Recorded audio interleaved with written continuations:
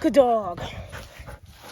Hello and welcome back to another video. Today in this video, I'm going to show you how I got our dog interested in playing fetch. Willow, sit. Stay. So we have a bird dog, and she honestly didn't care for tennis balls. So what I did is I took a quail wing and electrical taped it to a tennis ball and added a base bat so it makes it a little more fun for me. And then watch how she'll play. Whoa! Right here, Willow! Fetch! Fetch, Willow, right here! Good dog! Good girl! Give. Willow, sit. Willow, fetch! Right here! Right here, Willow, fetch!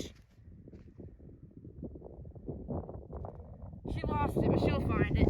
She'll smell it up. Good dog! Good girl! Good dog, Willow! Good dog! You're a good dog, Willow. Good dog. Come here, Willow. Sit. Willow, sit. So, if you want a good way to get a bird dog interested in playing fetch, this is a really good way to get your dog used to playing fetch. Thanks for watching. Bye.